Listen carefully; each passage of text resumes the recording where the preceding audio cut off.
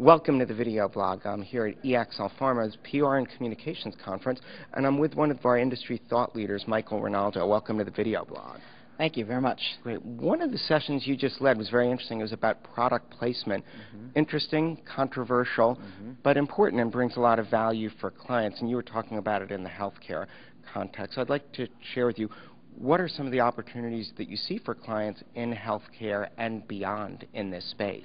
Well, it is controversial, first of all. I think that it's something that has to be managed very carefully, managed very well, and done in the right situations, in the right circumstances, for the right company, the right brand, at the right time.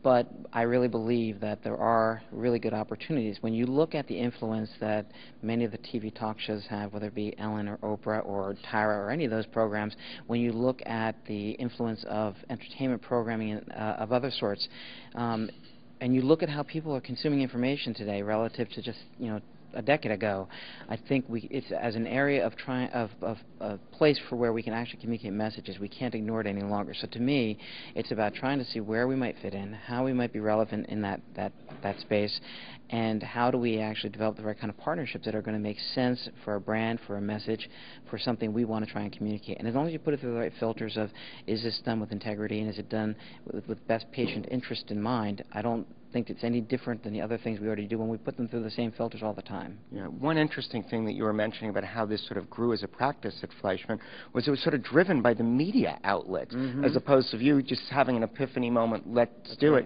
They were coming to you, so why don't you tell us about that? Well, I think that to me the interesting thing is for a company who's in the healthcare space, the thing that you have to offer to these programs is a lot of expertise, a lot of content, a lot of access to information and people that can help tell the story they want to tell, or actually that helps make what they're doing relevant. When you look at some of the program giveaways that are done on the Ellen program or on Oprah and those kind of things, first of all, those are very open-ended. I mean, open in terms of transparency.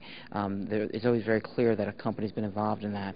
But up to now, most of that's been very consumer marketing kind of products and programs.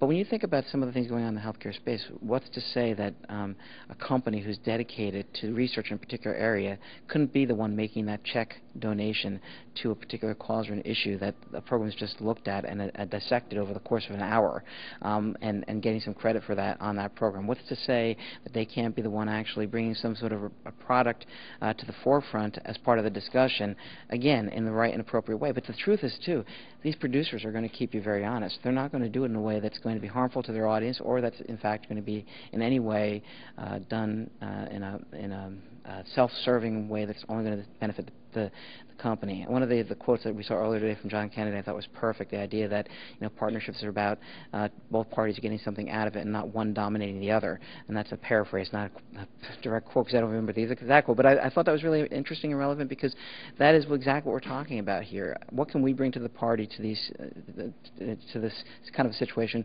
versus obviously they have the access to a lot of the people we want to reach at the same time. How do we work together in a way that's mutually beneficial to all, including those people out there getting the information? And I think there are ways to do that. Interesting. Now let's take an example, because obviously fair balance is so important when you're talking pharmaceutical and healthcare. So Ellen Pompeo, Grey's Anatomy, let's say there's been a product placement. Does she have to mention that if you have a certain situation for longer than 4 hours, you better call your doctor when you are the doctor? How does that get woven in? Well, the truth is that if you look at some of the entertainment programs, the scripted programs as they might be called, those shows are already starting to talk about a lot of brands and starting to weave those things in already. And honestly, sometimes I know the producers or the writers may have the best intention, but they don't always get the information exactly right. Just like a reporter without the right facts may not get the right information either. That's why they turn to us for that. And I think we're saying, how do we actually reach out to them? And yes, some of those may be situations where we've bartered with them to get into those shows and do that. But I would argue in the healthcare space, if you're going to do that, you've got to do it in a way that allows for the opportunity for fair balance. So, for example, at the end of the program, do you have the opportunity, do you work it out with the producers to have the opportunity to say, we're proud to partner tonight with XY company, that's right, to deliver this very important message. For more information about this disease area, go to whatever the big organization might be. That's the right organization at this time, or visit the website of this brand for more information, especially information about whether this might be right for you or not. And please talk to your doctor or something that would allow the person to actually go someplace where they can get the information that's necessary.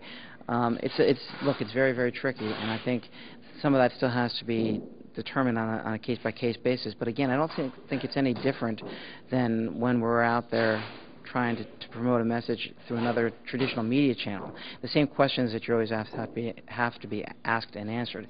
They may be more complicated. That's why it's not right for every situation, every brand, or every company. But there are still some out there where I think the healthcare companies and pharmaceutical companies aren't taking full advantage yet. Advice for the viewer at home when they're watching either scripted programming or, say, talk shows, and there's a brand that's mentioned or shown, say the Coke Cup on American Idol, obviously, which is a common one we're all familiar with. Right. Should they assume 100% of that is money changing hands and payment, 20%, 5%?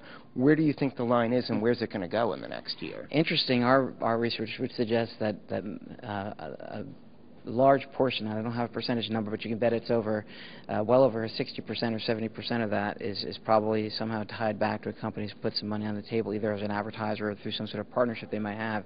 In healthcare, of course, that's very different because right now there's not as many of those things happening yet, and of course they're a bit challenged like we were talking about. So when you hear a healthcare brand mentioned, it's likely that the company had nothing to do with that in most cases.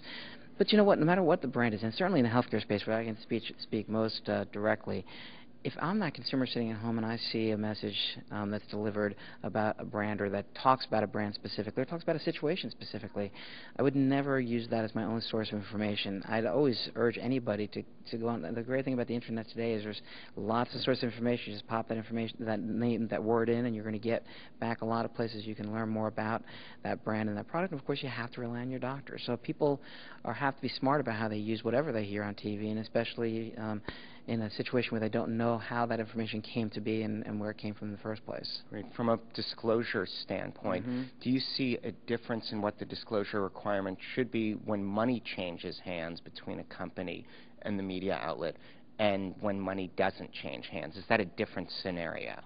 I think it is a different scenario. I think it should be, first of all, it should be very clear that there's been a partnership, which by itself would suggest there's been some sort of an exchange beyond just intellectual information, obviously.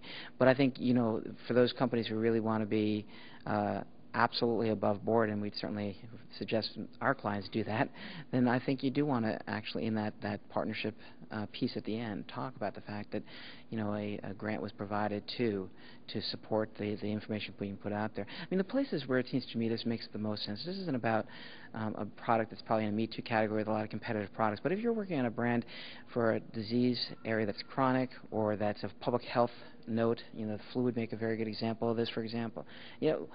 There, I think there's an opportunity to really help put a message out there that's going to help further public education and further the health of the public as well.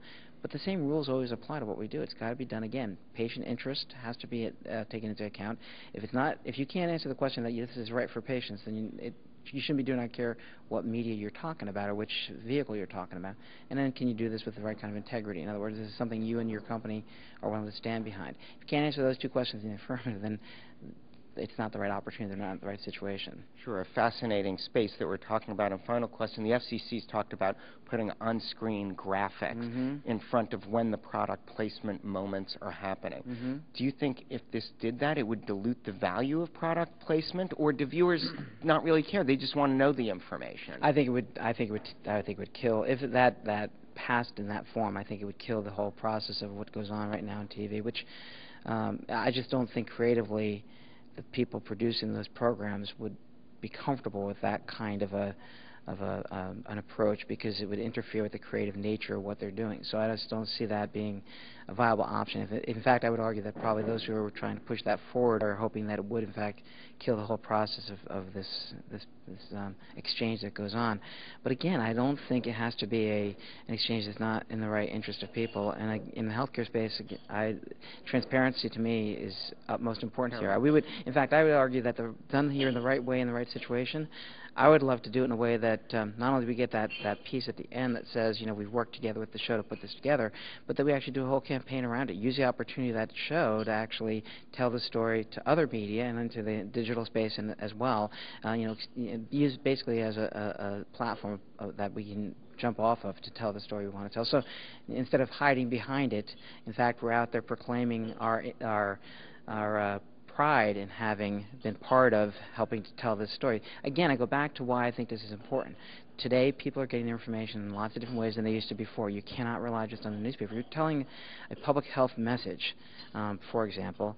Relying only on traditional newspapers to do that is not going to get the job done. And I don't think even relying just on digital is going to get the job done. You have to look at other ways people are getting their information.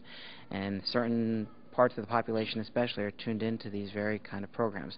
I particularly think that the non-scripted programs are the place that's going to make a lot more sense for the healthcare client for a lot of the reasons we just talked about. There could be those situations that scripted could work as well depending on what the topic is and what the situation is. Cool. And we might be getting some product placement in the background for the video blog now for some baby products based on the noise. But this is fascinating stuff, and it's interesting that Fleishman-Hillard's staking out a leadership position in this important area for communications. Thanks for being with us. You're very welcome.